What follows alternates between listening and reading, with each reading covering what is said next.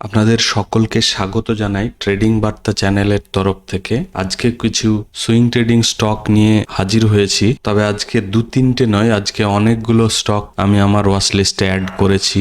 এই সেপ্টেম্বর মাসের ফার্স্ট উইকে এন্ট্রি করব ভেবে। তো কিছু স্টক ব্রেকআউট করেছে, কিছু প্যাটার্ন বানিয়েছে। তো চলুন দেখা যাক, সেগুলো একে একে ডিসকাশন করি। সবার আগে যে স্টকটা নিয়ে আলোচনা শুরু করেছি সেটা হচ্ছে বাজাজ ফিনসার্ভ। এটাতে আপনারা দেখতেই পাচ্ছেন সিমেট্রিক্যাল ট্রায়াঙ্গেল বানিয়েছে। তবে এটা 1-2 দিনের নয়, এটা মোটামুটি আপনার 2021 থেকে এই রেঞ্জের মধ্যে সিমেট্রিক্যাল ট্রায়াঙ্গেল বানাতে ফাইনালি 2024-এর অগাস্ট মাসে ব্রেকআউট করেছে। সব থেকে মজার কথা হলো ব্রেকআউটের পরে বলতে পারেন এটা রিটেস্টও হয়ে গেছে। তো দারুণ স্টক, আশা করছি অনেকেরই এটা ফেভারিট স্টক হবে।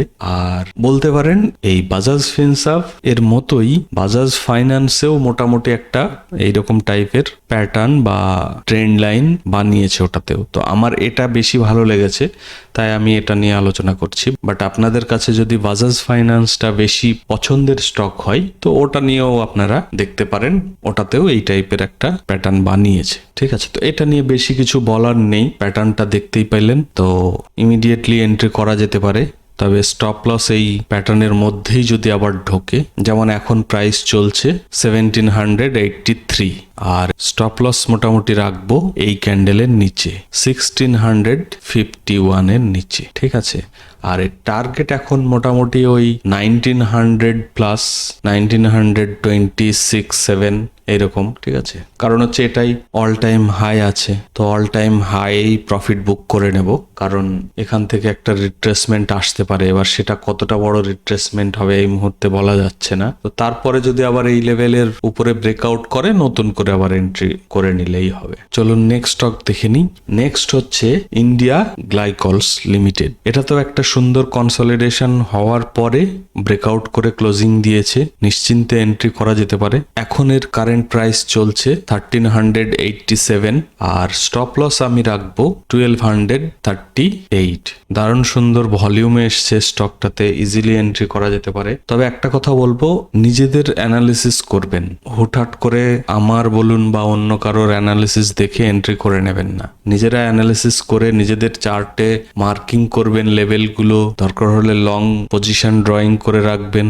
কারণ এটা কোনো রিকমেন্ডেশন ভিডিও নয়। যে স্টকগুলো আমার পছন্দ হয়েছে সেপ্টেম্বরের জন্য বলতে পারেন, বা সেপ্টেম্বরের ফার্স্ট উইকের জন্য যে ভালো মুভমেন্ট আসতে পারে, সেগুলো আমি আমার ওয়াচ লিস্টে অ্যাড করেছি, আমি এন্ট্রি করতে পারি এই ভেবে। সো প্লিজ আপনারা নিজেদের অ্যানালিসিস করবেন, তারপরে এন্ট্রি করবেন। চলো নেক্সট স্টক দেখে নিই। Artemis made service limited. এটাতেও এখান থেকে সুন্দর একটা ব্রেকআউট করে রিট্রেসমেন্টও হয়ে আবার আগের লেভেলের উপরে ব্রেকআউট করে ক্লোজিং দিয়ে দিয়েছে। এর কারেন্ট প্রাইস হচ্ছে এখন 286 এর মতো, আর এর স্টপ লস রাখতে পারি আমি মোটামুটি 262 এর কাছাকাছি।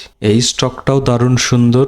এখানে অনেক দিনের কনসলিডেশনের পরে ব্রেকআউট করে পুরো হায়ার হাই বানাতে উপরে যাচ্ছে। সুন্দরভাবে স্টপ লসের সঙ্গে এন্ট্রি করা যেতে পারে।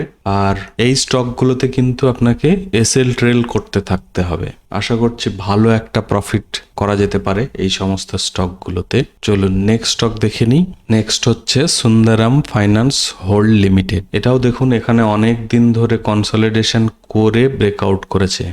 ইভেন ব্রেকআউটের পরে আবার রিট্রেসমেন্ট করে আবার উপরে ব্রেকআউট দিয়েছে, এবং ভলিউমটা দেখুন, হিউজ একটা ভলিউম। তো নিশ্চিন্তে এন্ট্রি করা যেতে পারে। এটার স্টপ লস এই রিসেন্ট ক্যান্ডেলটার নিচেই রাখবো, যেহেতু এটা ডে ক্যান্ডেল। এখন এটার কারেন্ট প্রাইস আছে 404 এর মতো, আর স্টপ লস আমি মোটামুটি রাখছি রেড লেভেল মার্ক করার এর নিচে 334 এর কাছাকাছি। এটাতেও এসএল ট্রেল করতে থাকবো। সুন্দর একটা হাই ভলিউমের সঙ্গে ব্রেকআউট দিয়েছে, তো ইজিলি হোল্ড করতে পারবো আশা করছি। আর রিট্রেসমেন্টও হয়ে গেছে, আশা করছি একটা ভালো মুভমেন্ট আসবে। আচ্ছা, নেক্সট স্টক হচ্ছে গ্লোবাস স্পিরিটস লিমিটেড। এটাও সেম হায়ার হাই বানাতে এখানে কিছুদিন একটু কনসলিডেশন করে হিউজ একটা ভলিউমের সঙ্গে ব্রেকআউট।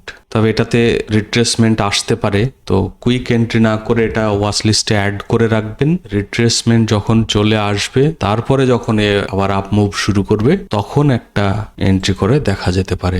এখান থেকে এখানে ফিফথ রিট্রেসমেন্ট টুল মার্ক করলে এখানে স্টপ লস হচ্ছে, মানে যদি এখন কেউ এন্ট্রি করেন এখানে তাহলে এই লেভেলটা হচ্ছে স্টপ লসের লেভেল। এখন কারেন্ট প্রাইস চলছে স্টকটার 1072 এর মতো, আর স্টপ লস মোটামুটি এখন যারা এন্ট্রি করতে চাইছেন তাদের হবে 955 মতো। তবে আমার মনে হয় একটু এটা ওয়েট করে যাওয়া উচিত, একবার রিট্রেসমেন্ট এখানে করে নিয়ে তারপরে যখন ও আপ মুভ শুরু করবে তখন এন্ট্রি করলে বেস্ট হবে।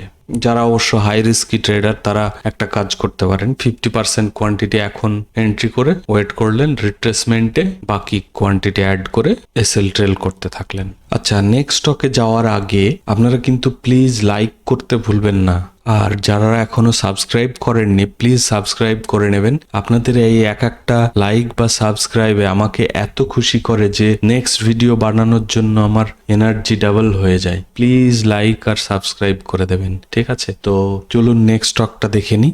আচ্ছা, নেক্সট স্টক হচ্ছে গ্যাব্রিয়েল ইন্ডিয়া লিমিটেড। এটাতেও দেখুন এই যে রেঞ্জটা, এটা একটা কনসলিডেশন রেঞ্জ, এখান থেকে একবার ব্রেকআউট হওয়ার পরে এই যে এটা একটা রিট্রেসমেন্ট বলতে পারেন, তারপরে ব্রেকআউট করে ক্লোজিং, এবং এই ড্রাই ভলিউমের থেকে ভলিউমটা হাই আছে, আরো বেশি হলে খুশি হতাম, বাট আশা করছি নেক্সট দিনের ভলিউমটা আরো বাড়বে, তো নিশ্চিন্তে এন্ট্রি করা যেতে পারে। এটার এখন কারেন্ট প্রাইস দেখতে পাচ্ছেন 548, আর এর স্টপ লস রাখবো আমরা এই লেভেলটার নিচে, এই 508 এর নিচে, ঠিক আছে? অবশ্য প্রত্যেকটা স্টকেই স্টপ লস কিন্তু ক্লোজিং বেসিসে হবে, মানে ওয়ান ডে ক্যান্ডেল যখন এই স্টপ লসের লেভেল গুলোতে নিচে ক্লোজিং করবে ওয়ান ডে ক্যান্ডেল, তখনই কিন্তু স্টপ লস অ্যাকসেপ্ট করব, ঠিক আছে? আদারওয়াইজ যখন আপ মুভ দিতে থাকবে তখন আমরা এসএল ট্রেল করতে থাকবো। এসএল ট্রেল বলতে মেবি হতে পারে ক্যান্ডেল টু ক্যান্ডেল বা ইএম এর উপর বেস করে আমরা এসএল ট্রেল করতে থাকবো। এবার সেই মতো যখন এসএল ট্রেল কেটে যাবে আমাদের প্রফিট বুক হয়ে যাবে, ঠিক আছে? তো আজকে এই কটাই স্টক ছিল, আশা করছি আপনাদের ভালো লেগেছে। তো আজকের মতো এইটুকুই, আপনারা সকলে ভালো থাকবেন। Thank you, bye by.